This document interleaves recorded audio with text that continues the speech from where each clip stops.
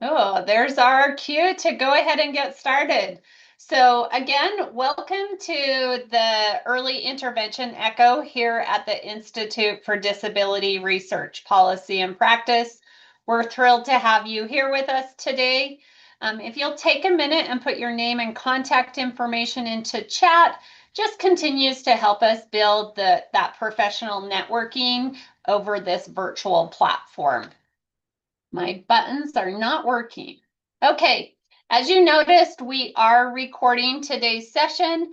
We use that for educational and quality improvement. So by participating in this session, you're consenting to being recorded.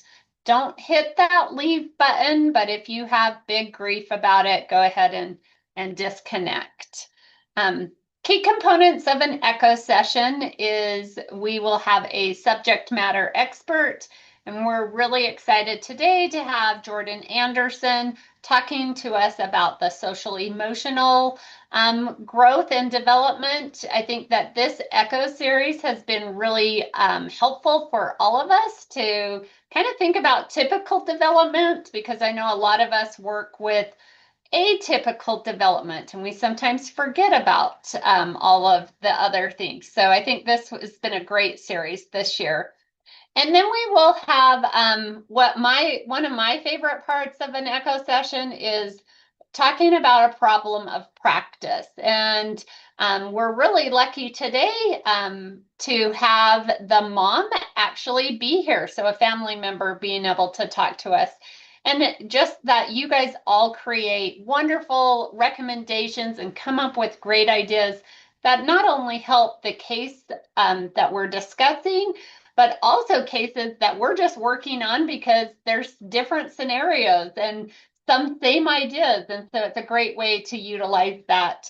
And again, just that professional networking. So knowing that we can reach out to all these amazing colleagues on our call and get to know their insights and ask further questions. We love interaction, so using your chat feature, Shelby is going to be monitoring the chat for us today. So if you have any questions, just drop them in there and we'll make sure those get answered. We love that interaction. It's a great way to learn from each other. And then just those case narratives, problems of practice, case discussions, whatever makes it not as scary to be able to present them. It's a great way to learn from everybody on this call. There's so much knowledge. I'm sure if we put all of our years together, we would well be over, that we've all been in this field over a 1,000 years. So again, on a session etiquette, just remember to raise your hand or use the chat feature. Keep your questions brief and on topic. And then also introduce yourself. Again, it's just building that networking and knowing who we are and where we're from. And then we encourage you to turn on your camera. I know it's easy to just mute and listen passively, but that's the cool thing about these echo sessions is that we all get to learn from each other and learn to grow and develop in our careers. So if you're comfortable doing that, turn on that camera. We do talk about sensitive topics or families or clients that we're working with. So remember to just protect their individual privacy. Make sure you're de-identifying it. If you have any questions, you can reach out to a hub member. The hub members are all have an asterisk or will right now rename their profile and have an asterisk in front of their name. Just makes them easier to find in the chat function so you don't have to scroll through them all. In order to get a credit of attendance, we ask that you fill out our survey. And just a huge thank you to everybody who fills out those surveys. We really do take the information that you share with us and develop sessions around that or change sessions. You guys all reported last year that you wanted some information about typical development, which is why this whole year that's been our focus. So again, your ideas and information is really what guides this ECHO network. We store everything on a Canvas platform. So if you would like access to our Canvas platform, please email earlyecho@usu.edu and we will get you an invite to that. We store the recordings, the PowerPoints, handouts, all the case recommendations, the information about the case. So you're free to go back and download all the recommendations. I know last year with this group, we provided over 1,000 resources or recommendations that we can all utilize to work with the kids and families that we serve. Just another plug for that case study. If you're interested in sharing one with us, reach out to Early Echo at usu.edu and we will get you set up on the schedule. So I'm going to go ahead and stop sharing and turn the time over to Jordan. Awesome. Thank you so much, Janelle. So my name is Jordan Anderson. And maybe before we start, are the interpreters on yet? I saw someone in the chat ask. So one is just joining right now. Okay. And I have not seen the other one. I just wanted to ask before I started because I saw that in the chat. So Good question. We were waiting for the link. Thank you. Yes. So, but hello everyone. My name is Jordan Anderson, and I am the early intervention specialist for the state of North Dakota. I work in our Part C office under our Part C coordinator. I am also the state Part C pyramid model lead. And with me today, I have Rebecca Foster, who is, she's amazing. She's one of our program coaches. She was in cohort 1 of our pyramid model implementation, meaning she was kind of one of the betas or at the forefront of our pyramid model and implementation. And what pyramid model is it's like a methodology for providers and families to use to help with behaviors for all children. So not just children with severe behaviors, but even just families that have those everyday behaviors. And those of us that are parents on the call today, that I know I'm a parent of a 9-year-old, and there's days where she comes home from school and I'm like, man, you woke up on the wrong side of the bed, just typical 9-year-old behaviors, right? And then there's those kids that's the bottom of the pyramid. The middle of the pyramid are when they're having those maybe atypical behaviors that are maybe just kind of out of sorts for them, not typical things that you're like, man, that's a little different. Why are you all of a sudden hitting a friend or acting out or doing some of those things? And then at the very top of the pyramid, that's 5% or less of kids will be at the top of the pyramid, and those are those very severe behaviors. So what the pyramid model does is it gives our providers and our families research-based methods to help with those behaviors, and it's been phenomenal. So what I'm going to present on today is social emotional development, and it's based off of some of their handouts and their developmental milestones that they have given us. And they have been phenomenal in what we've been able to utilize. So I am going to share that, and then I believe Rebecca, you're going to do the case study at the end, right? Or is that a family that's going to do that, maybe? That's a family, so. It's a family. I'm calling Rebecca out. Sorry, Rebecca. Right, Rebecca, we call Rebecca out all the time, so feel free to do that. I am just calling Rebecca out today, so I'm going to swap my view here, and then we can get started. So if you have any questions, I was just telling the group here, I am chatty, so feel free to interrupt me at any time. I am go with the flow.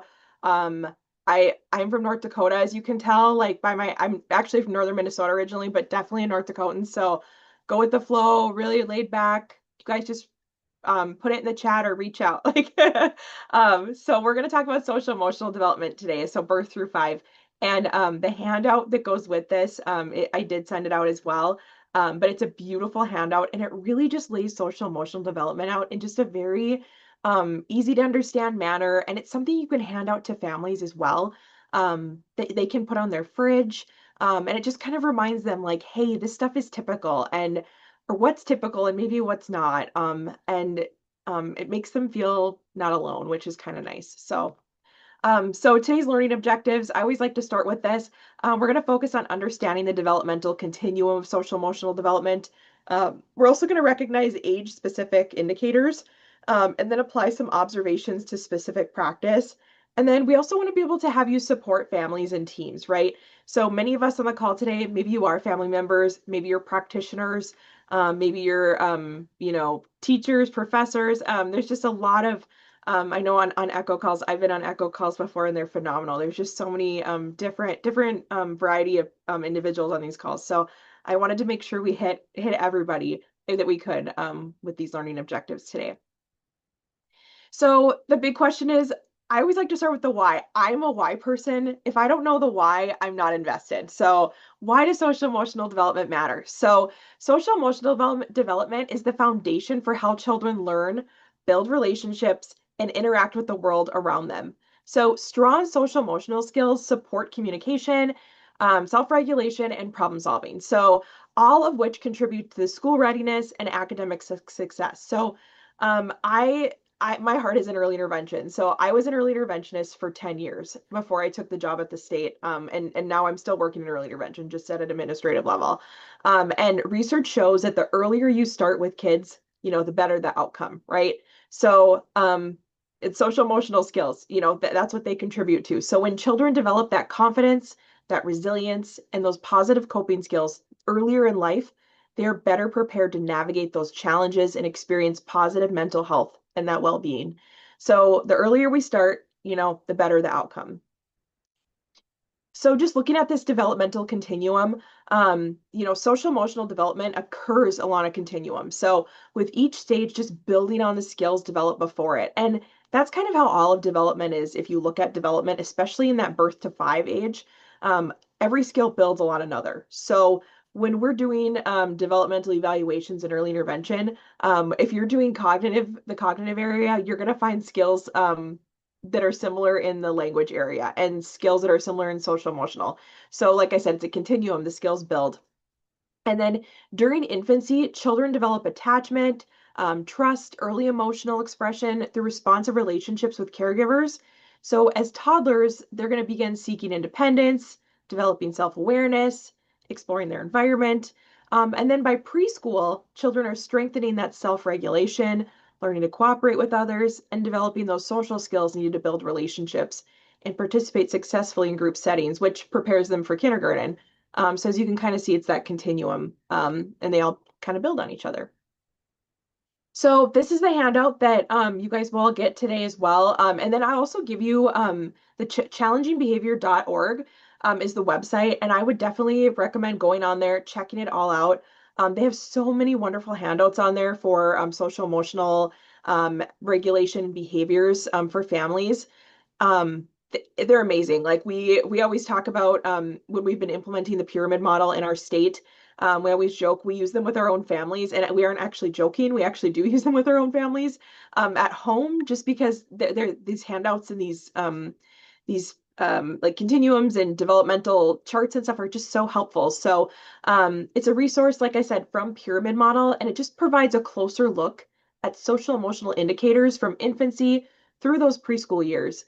And then as we review this chart and these continuums, developmental milestones today, just remember that development is a process. So children will acquire these at different rates, these skills. And for those of you that are working in early childhood special education or early intervention, we do know that most of the children we're working with are not developing typically. So we aren't going to see that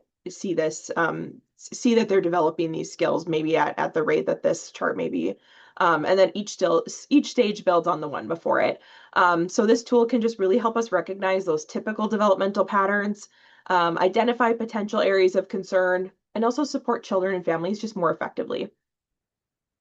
So really want to start with the 3 domains. So social emotional development can really be viewed through 3 key domains. So The first is forming those close and supportive relationships. So, which focuses on how children build trust, attachment, and connection with caregivers and peers. So, if you don't have that trust or that attachment with a caregiver or a peer, that child or that baby, they're not going to want anything to do with you. So think about if you're an aunt or an uncle, or even your good friend that has a child. If you don't know them very well as a baby or a toddler, they are like they cry when they look at you, right?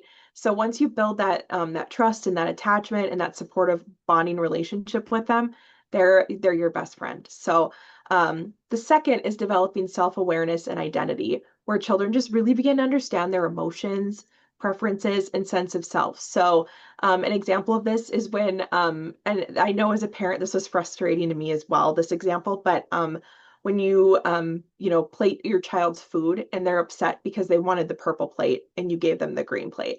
So then you put it on the purple plate, but then all of a sudden they're upset because you gave them a red cup, because they didn't get the purple cup. So they're understanding what their preferences are, their sense of self, and then they're trying to figure out how to regulate those emotions. So they're mad because their plate color and their cup color was off, and now they're on the ground screaming. So there's a lot of things going on. And then that third domain we're going to look at really is exploration and independence. And this is going to include curiosity, confidence, and that ability to engage with the world around them. So together, these domains just really provide that framework for understanding children's social emotional growth, just really across these early years, so that birth to 5. So we're going to take a really closer look at these. And I know we just kind of went through them. And we're going to take a really closer look when we look at the age levels now. So let's look at infants. So birth to 15 months. And you're going to get a lot of cute baby pictures from me and toddler pictures.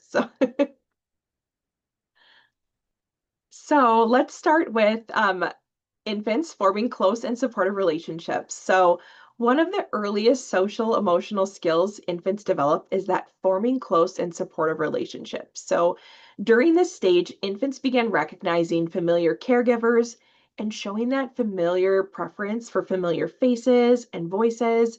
So they only want mom and dad, or maybe they prefer mom for bedtime, comfort, bath time, and maybe they want dad for the fun stuff. I have been at early intervention visits where mom is very frustrated because she is unable to baby will not let dad put him down for sleep, or vice versa. And I explained to them that, they begin recognizing familiar caregivers and only want that caregiver for that reason. So, and then they engage in early social interactions with smiling, eye contact, shared attention.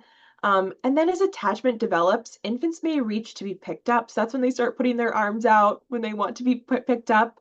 They seek comfort from trusted adults. So if they're sad or they're feeling like they want to cuddle, they'll put their arms out, or they'll seek that comfort.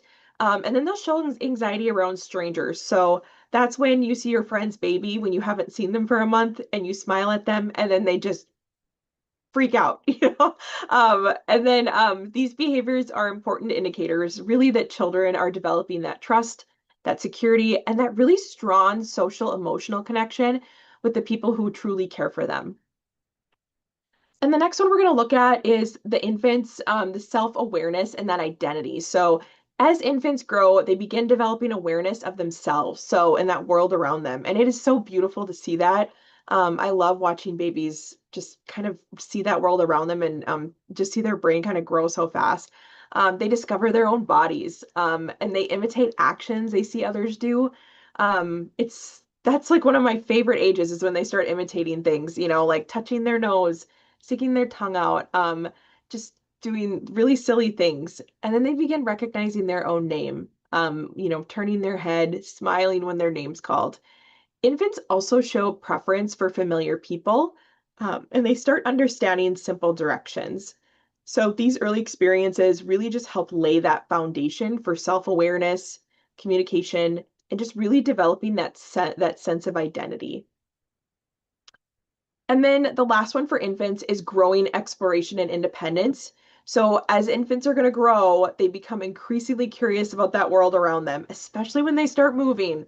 So that first, 6 months, they lay there, they smile, they look around, and then the minute they start rolling or they start butt scooting or crawling or however they kind of get themselves moving, pivoting. We all know they start pivoting, right? You step away for a second after changing their diaper and they're halfway across the room, right? Um, they explore through their senses by watching their hands, bringing objects to their mouths, and responding to familiar voices. So that's really those early skills. And then communication begins through babbling, early words, and then movement and play become more intentional. And that's when you start seeing them move more, like I gave those examples earlier. And then these behaviors just really show that infants are developing that independence, learning about cause and effect, and building that confidence to explore their environment. And that's fun. I know I always love to play the achoo game with babies, where you put the ring from the ring stacker or a block on your head and say achoo, and then it falls off, and they pick it up and they laugh, and then they do it again, and they just sometimes they'll respond to it, sometimes they won't. So it's a lot of fun age.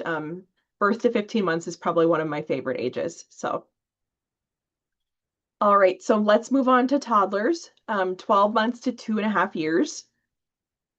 So toddlers, so looking at they're forming close and supportive relationships. So as toddlers enter the toddler years, relationships continue to be the foundation for learning and development.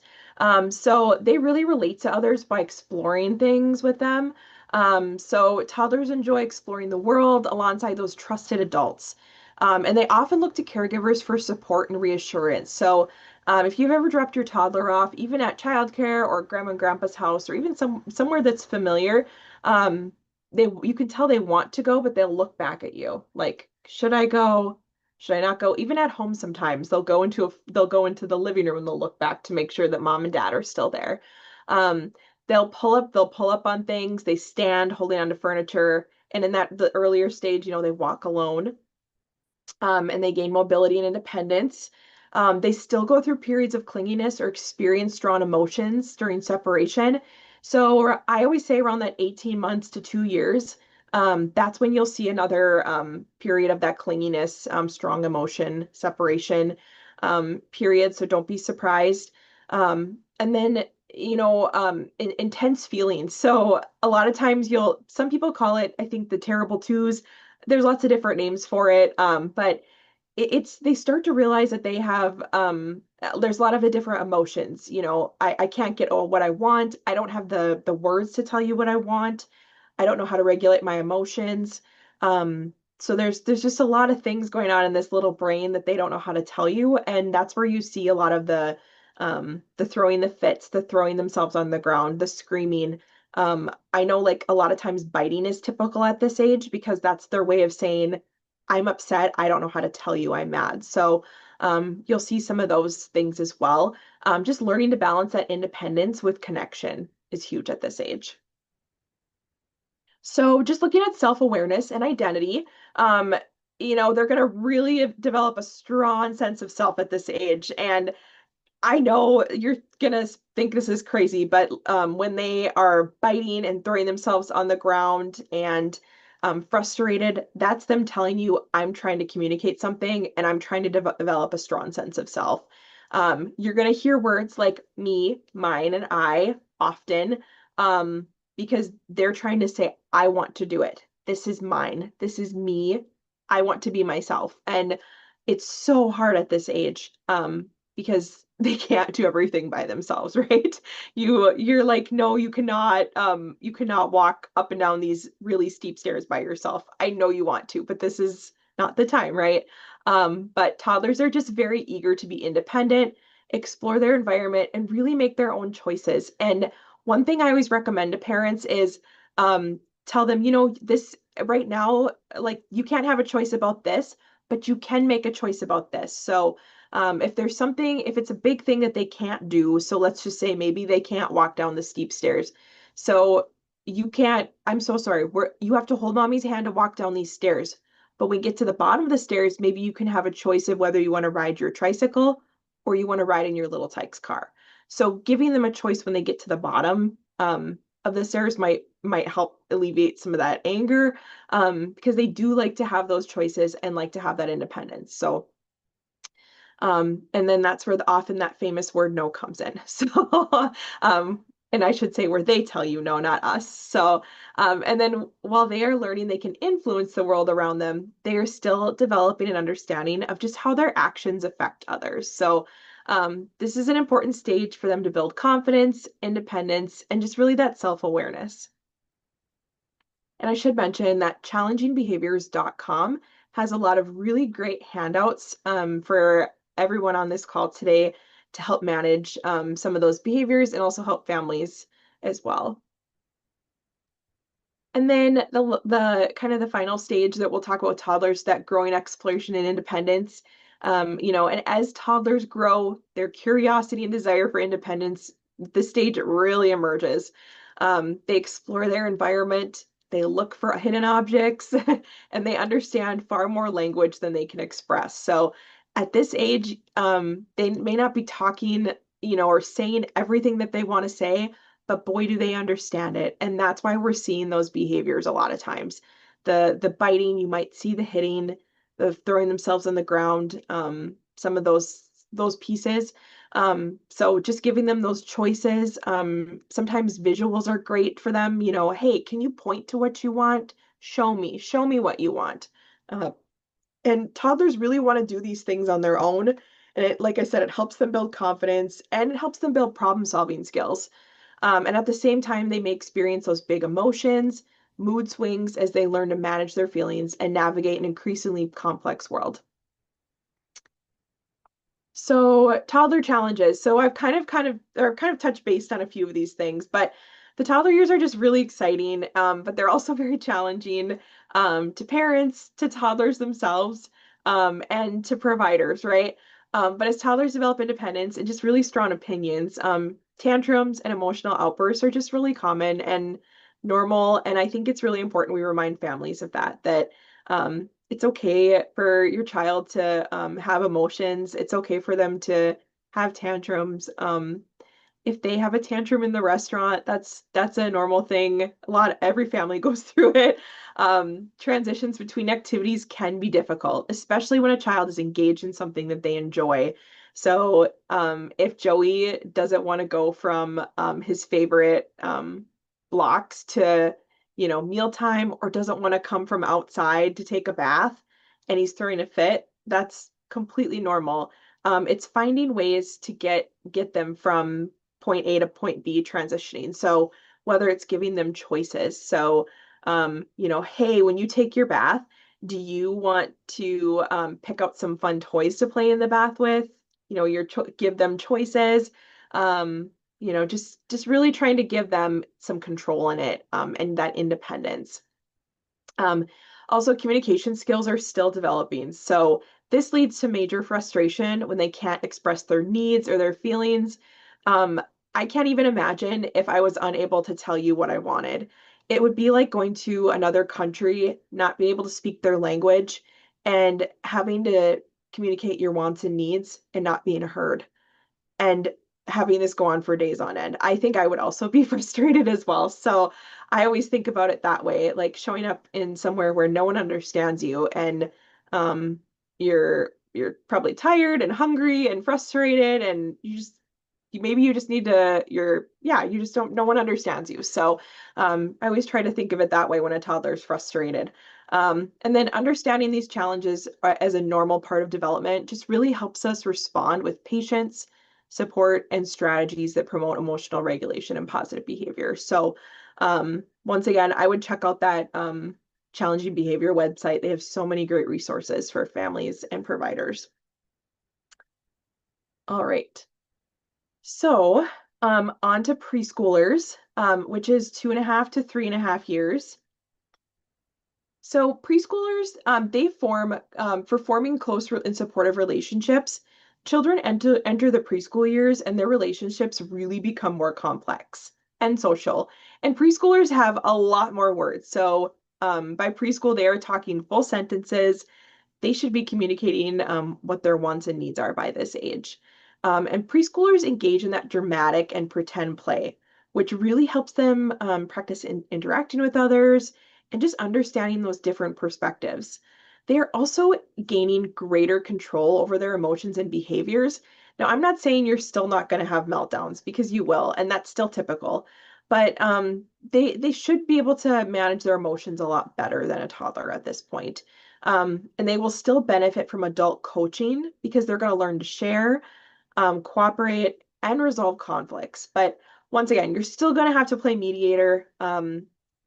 Worked in a preschool classroom for a little bit, and you do have to get in the middle of quite a few scuffles during the day still. So, during this stage, children still increasingly use words and play to express their feelings, strengthening both their communication and their relationship skills. So, and then just looking at that self-awareness and identity, they really develop a strong understanding of who they are and how they relate to others at this age. And they also begin evaluating their own abilities, so learning to manage their emotions. In preschool, you should be able to have children that are managing their emotions a lot better. You should not have as many tantrums. If you are having a child that's very, emotionally dysregulated, I would definitely seek out your occupational therapists in your school, if you can, your school psychologist, even a school social worker, just somebody that is skilled in helping with those emotional dysregulation. Because at this age, they should be able to help with those emotions or manage those emotions a little bit better. But emotional dysregulation can still be typical at this age. But if you notice it's extreme, I would definitely seek out some support with that. And they should be taking turns during conversations and activities to a certain point. Just keep in mind that they're still little and taking turns during conversations is very short-lived still. Preschoolers are also developing communication skills that reflect their family, community, and culture. So they're going to want to talk about what happens at home and why things are happening in the community and in the culture around them and their city, and they're going to have all kinds of questions. And just keep in mind too, they're not going to always stay on subject, and that's okay. I remember asking, can anyone tell me what letter this is? And somebody would tell me they had pancakes for breakfast. So they're just excited to share about their life and what goes on, or talking about their siblings. So they're just really wanting to grow in skills that help build confidence, strengthen relationships, and this is going to prepare them for success in kindergarten and everyday life. And then we're going to look at the growing exploration and independence stage. They are going to use names of self and others, so they should be able to identify their name first and last. And then they are also going to be able to call you by your name as well, their family names, their siblings' names, their peers' names. And then they're going to use language to share experiences, talk about their day, and express their thoughts and ideas. So they should be able to tell you if they had a good day, did they like their lunch? Their language is going to take off like crazy at this age, and their vocabulary is going to grow rapidly. It's just like the example I used before. I will never forget this little girl when I worked in a childcare in this preschool room. And I would, we'd have our little circle time, and I would always ask a question, and she would give me the most funny stories and the most random answers. Like I said, it would be like, can you even tell me what letter this is? And it was maybe a letter A. And she would tell me all about the pancakes she had for breakfast, or that her dog got out the back door last weekend and they chased it and chased the dog. And we were in, it was hilarious because she was the most talkative preschooler I think I've ever met. But they're just really eager to share and express their thoughts and ideas at this age. Their vocabulary, like I said, grows rapidly, and they just really begin organizing information by sorting, labeling, and classifying objects and experiences. So, if you're talking about a dog, like I said, you may have somebody, if you're at circle time, you're talking about dogs, you're going to have somebody raise their hand and say, I saw a black dog the other day running around the mall. and it might just be random, but they're starting to organize and classify those objects and those experiences. And as we, like I said before, they're eager to share them. So they also show increasing empathy and concern for others. You're going to see this in the toddler stage as well, in the late toddler stage, but in preschool age, they're really going to feel if there's somebody that gets hurt on the playground, someone that's sad, if you're sad at school, they will hover around you. They'll want to make you feel better. You're really going to see that empathy and that concern. I know sometimes in the preschool classrooms too, if they find like a caterpillar or a worm or something that's maybe not doing well, you'll see them, having empathy for that as well. And then they also demonstrate that their growing independence is accompanied by a deeper understanding of people and world around them. So that independence is very much there, and they're definitely getting ready for kindergarten, and you should definitely see that. Um, let's see. Must have. There we go. I think we're back. There we go. All right. So, and then when concerns arise, what do we do? So, many of us on the call today, I'm talking about typical development, right? So most of us don't work with children that have typical development typically. So I don't know about you, but when I was an early interventionist, I would get a typically developing kid to evaluate, and I remember I would be like, I remember my coworkers and I'd be like, wow, this kid is a genius, and then we'd realize they were just typically developing. Shelby, I just saw you smile. Um, but so it's really it's crazy when you work in the field of special education for so long. Sometimes when you do evaluations, you forget what typically developing looks like. So I have to really give kudos to Echo for doing these sessions, because I think it's really important for us as providers and family, as a family member too of a child with a disability, to be reminded what the developmental milestones are. So when concerns arise, I think it's really important to know what to do. I always tell the providers, talk to the family. It doesn't matter how hard it is. I know as a provider how hard, and it can be really hard to talk to the family to say, hey, I think this is what I'm seeing.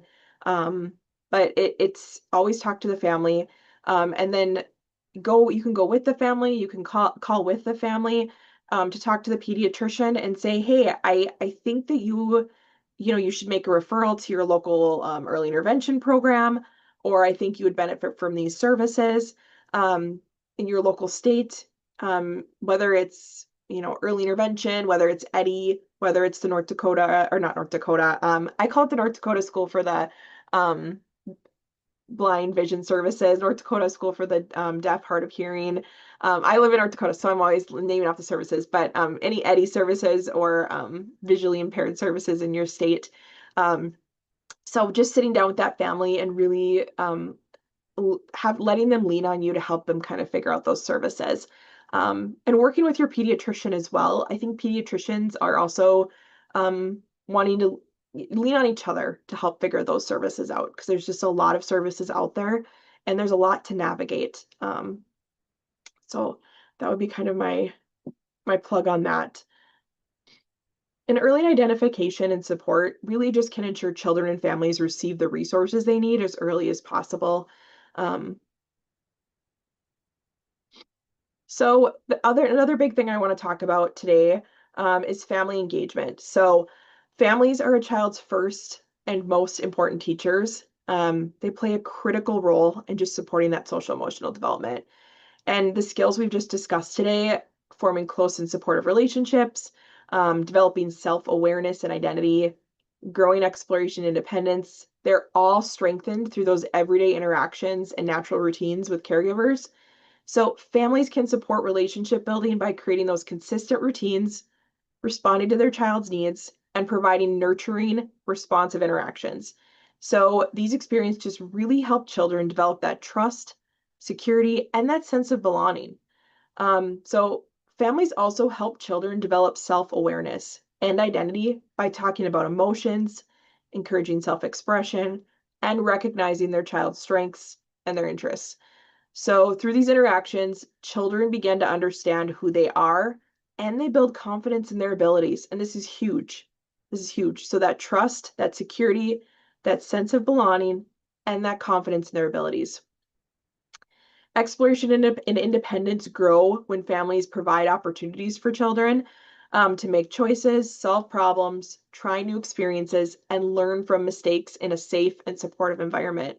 So, encouraging curiosity and independence just really helps children develop resilience and confidence. And that resilience is huge because it helps them as they grow older be able to just deal with those challenges in life and help their social emotional skills really stay strong. So, as professionals, I just want to put this huge plug into you guys. Partnering with families is essential. So if there's anyone that's on today, whether you're a provider, family, professor, whatever it might be, partner with families.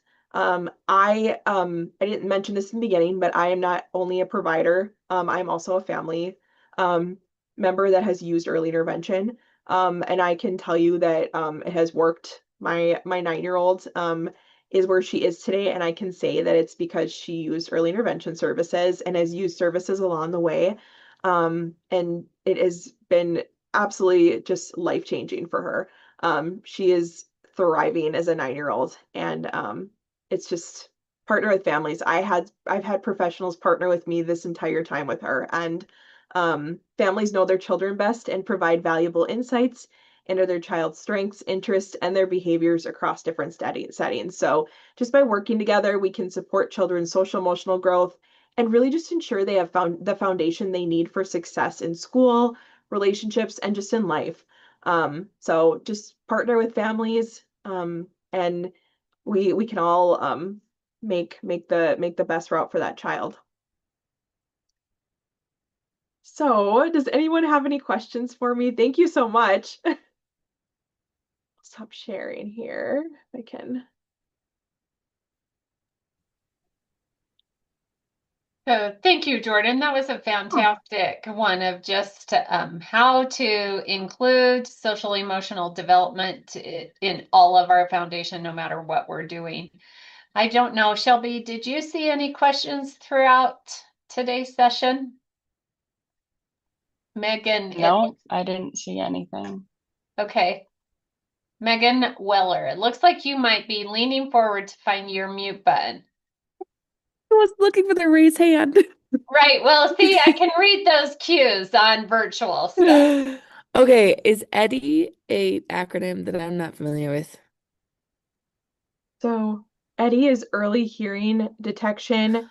Is that intervention, Shelby? Yes. I always get the I wrong. So, yeah, there we go, Shelby. Okay.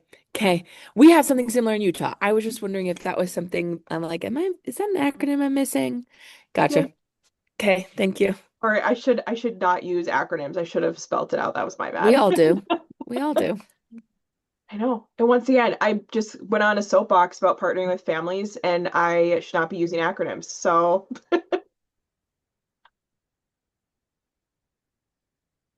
Okay, here is the time to ask your questions to our expert on the call. And there is one. How do we build communities that support emotional well-being for all kids? ooh, that's a good question. That's a great question. And I think it's a question that is it like expands beyond, right?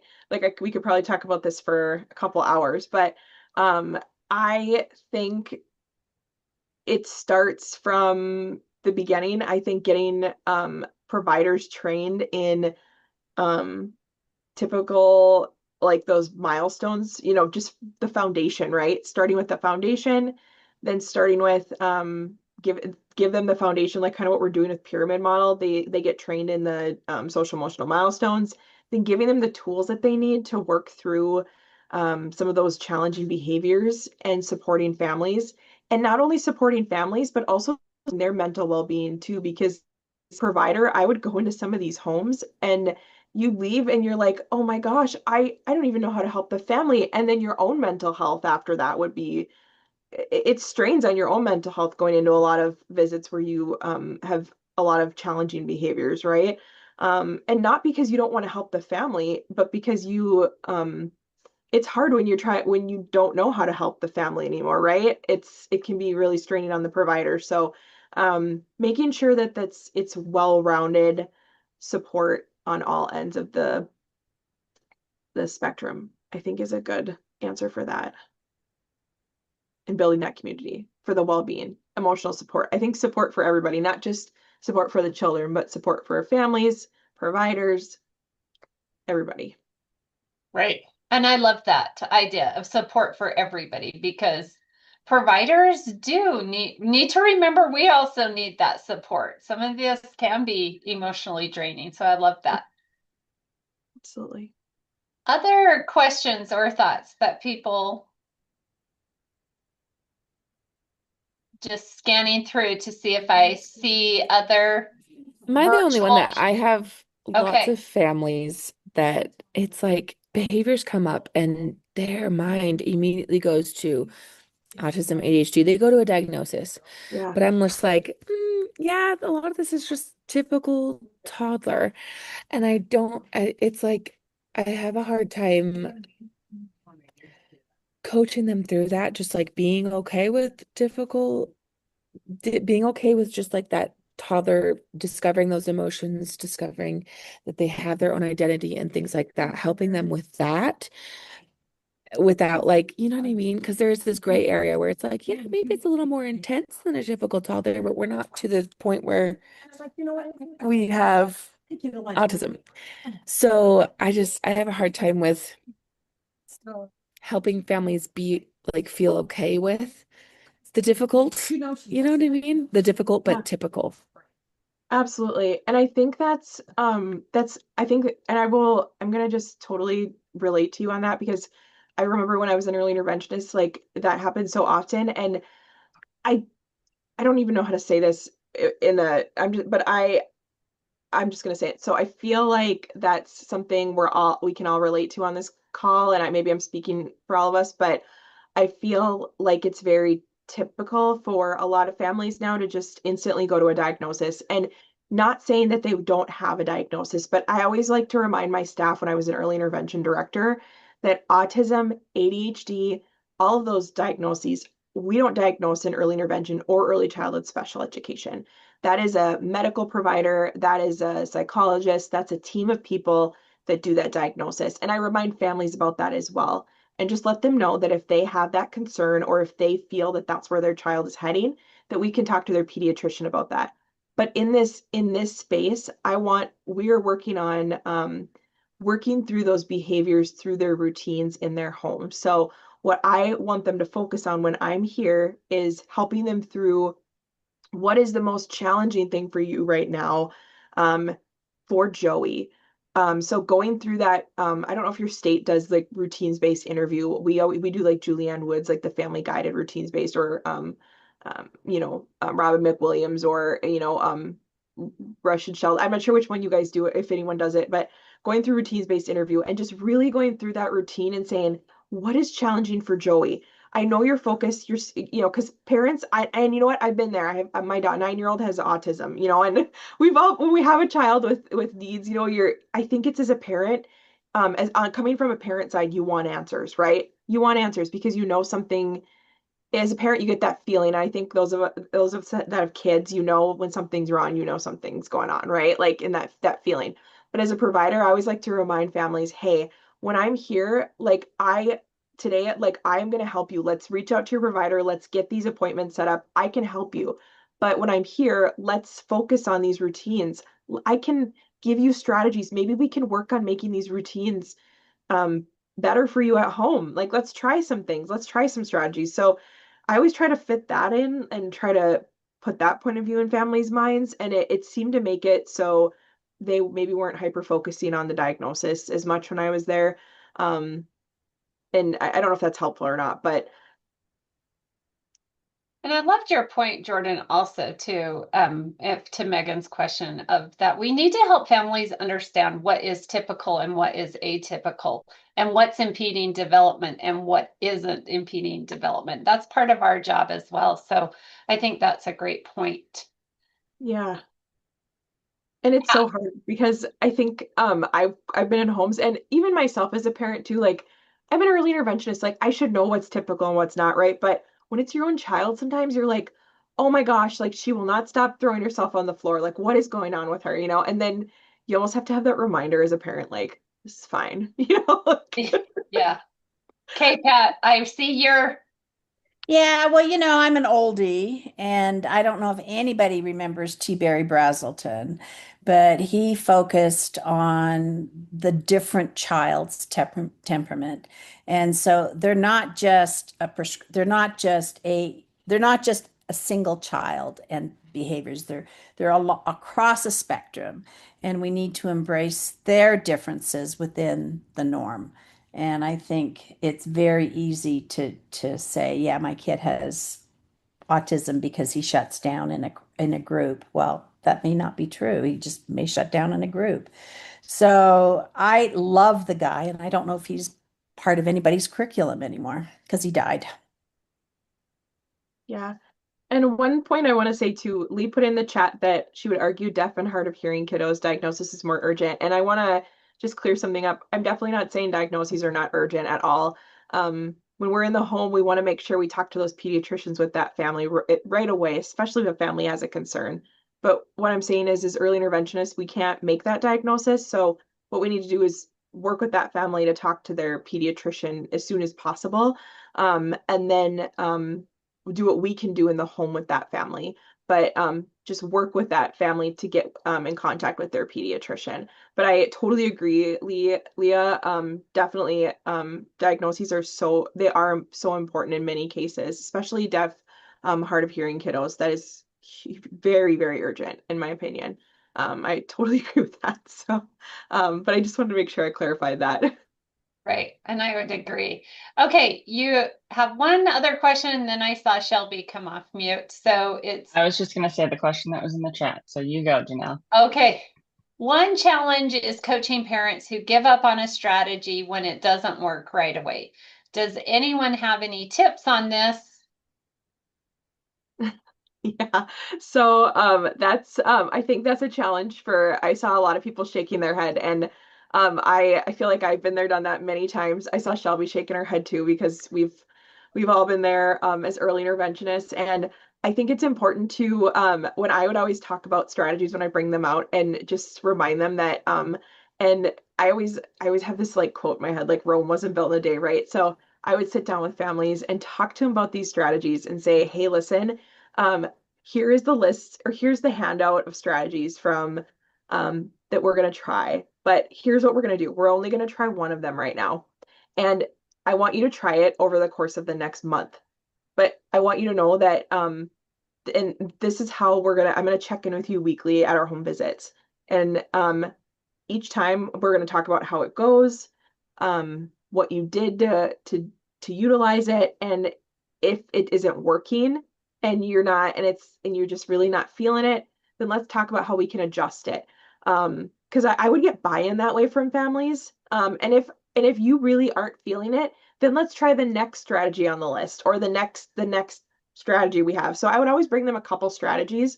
And I would kind of give them choices. So let them pick what they were more interested in trying versus just giving them one. Because I don't know, as I always feel like buy-in happens more when you let families kind of pick what they're interested in. And honestly, early intervention is about what families want. It's not about what we want. It's about what they want. So I would always kind of bring out a few strategies for let them pick from. And then if the one that they originally picked, they were like, this isn't working. Can we try the other one? Then we could try another one. So I would always give them choices. I don't know. I like choices. I'm human. I like choices. That's kind of my thing. And when I was on the other side of things, my early interventionist always gave me choices too. And my 13-month-old, I self-referred to early intervention because she was showing red flags of autism.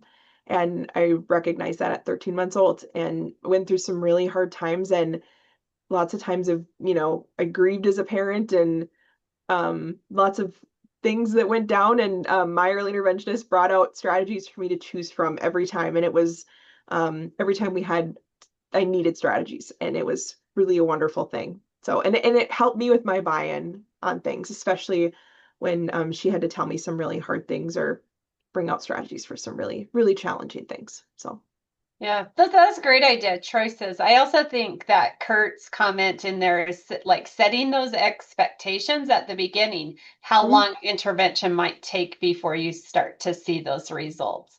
oh, that's a Okay, great one. Stephanie has had her hand up, and then so I'm going to let her do this one, and then we're going to move into groups. So Yeah, I'm Stephanie, just gonna add on to that. I think also cautioning parents that, especially if this is a behavior thing, cautioning them and saying, hey, this might get worse at the beginning, just because the kid's brain is so hardwired to thinking this is how it works. Changing that brain and how it discovers a new way to do things will take some time. And then I really like everyone's comment about saying, giving them choices, checking in. I think that's all excellent. yeah. Absolutely. I love that. I don't, Stephanie, yes, with Stephanie, I love that. I love that giving them that, like that warning, like, hey, this is gonna get worse before it gets better. It's kind of like when you, yeah, it's kind of saying like this child is not gonna like this at first, but then it's gonna be fine. Like, it could be fine. So, Right. Great things. Okay, so now I'm going to ask Kate to say something so we can find you on there. And it's Chelsea, right? Is the family? Yep. Okay. So And Tori, did you? I don't think Chelsea can get her mic to work, but I have her like she can hear, but her computer is not letting her talk. When she says when I try to unmute, it says no device connected. She just never uses that computer. So I've got her on text if she needs to clarify anything. So All right. Well, you guys tell me when you want me to move forward. You can go to there we go. So this is a 31-month-old little guy.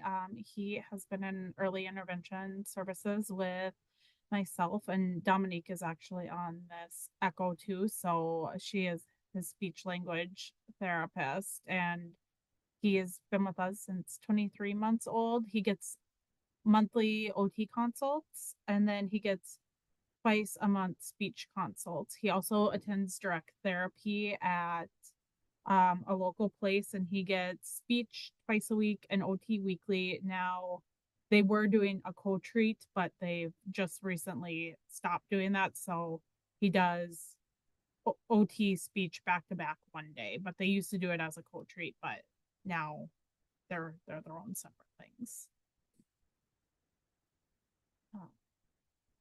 So when we did his eval, which he has another one coming up here in July, he had global delays at that evaluation. And then he has had a wandering where one of his eyes turns outward. But all his checkups have been okay and he can see just fine. Okay, bear with me with this gene. Because I am not medical in any way, shape, or form, I'm going to put that in the chat, what it actually is. But they did do a cheek swab for genetic testing, and it came back showing the MTHFR gene mutation. So I put it in there. And they just had a primary doctor appointment this morning. And they were hoping there's something with this gene that some people have a vitamin B deficiency, so they were hoping that they could get information to see if he could get labs done to make sure he didn't have that and he was getting everything that he needed. And he had a recent walk-in appointment, and he had high glucose levels and high MCG-DL levels too. We can go to the next one. So one more. Go back one, please. Okay.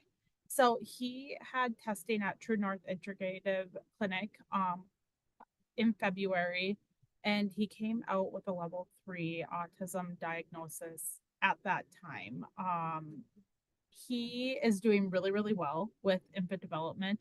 He had the stomach flu 2 weeks prior to that and was not 100% and just was having a rough day. And it had taken so long to get that initial appointment and testing that mom did not want to reschedule it. So I don't know how true of a representation of his skills they were, because some of the things that they did not see, we have seen. So I just think he wasn't really feeling as great as he normally was.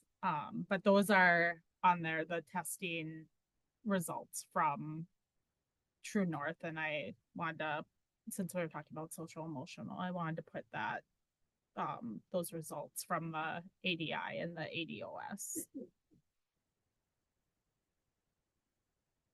Our primary, and I chatted with mom leading up to this. So our primary areas of concern are his communication delays and how it affects literally every aspect of his day.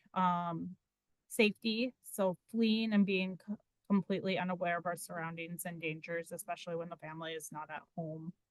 We have a really unpredictable sleep schedule. We have delayed sleep and nightmare hyperactivity, where he has sudden bursts of energy and giggling, and it's starting to affect his days. We got some sensory sensitivities, so other people being too loud, tones of specific voices, busy places, excessive heat.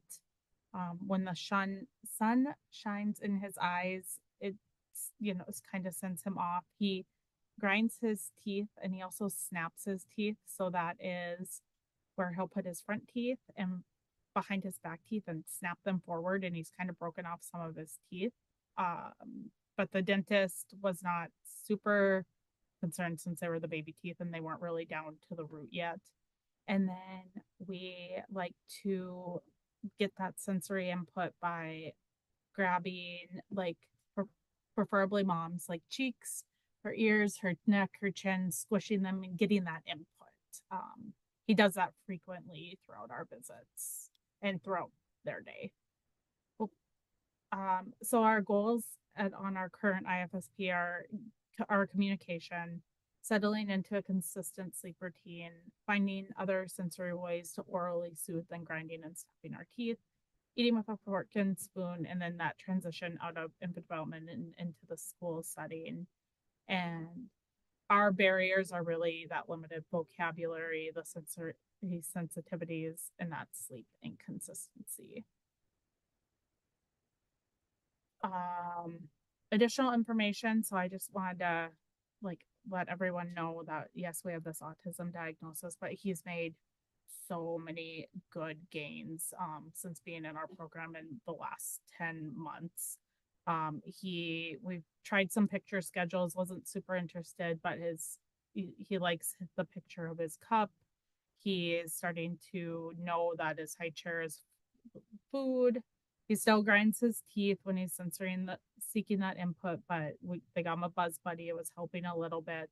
And the family is phenomenal at giving him all the sensory things. They have a vibration pad, a sensory swing that's bolted from the ceiling, the spinning chair, a slide, a Buzz Buzzy, a compression vest, a crash pad, climbing structures, noise canceling headphones. They do everything that helps him. So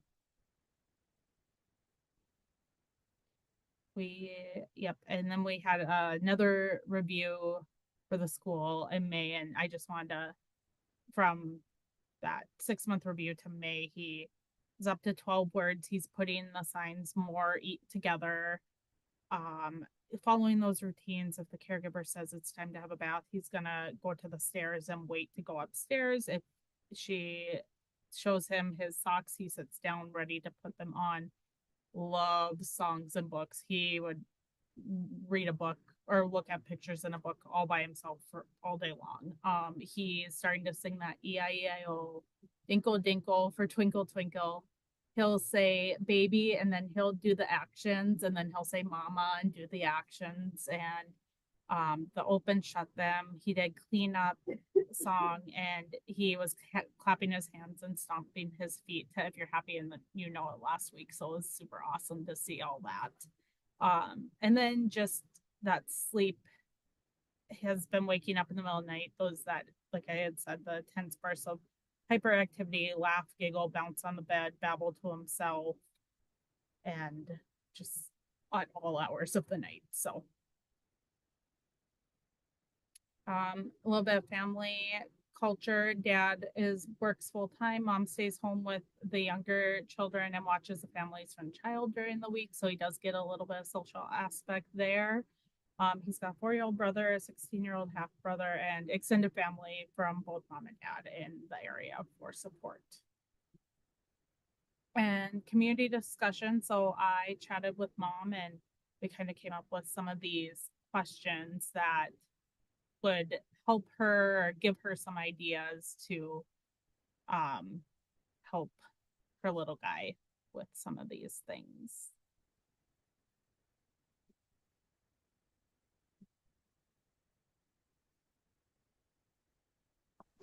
I think you're on mute. So you guys didn't hear any of that, huh? I was talking so much. Okay, each of our hub members have the questions. And so go ahead, Tori, and open up our breakout rooms and we'll discuss those. Okay. Sadly, it is.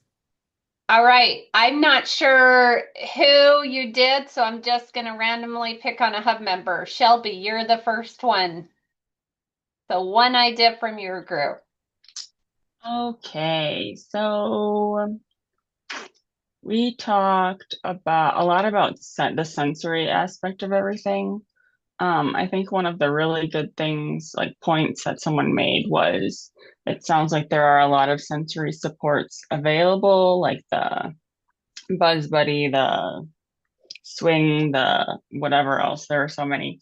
But just making sure that we are identifying that he's getting enough throughout the day, which of those supports are really helping, which might not help as much.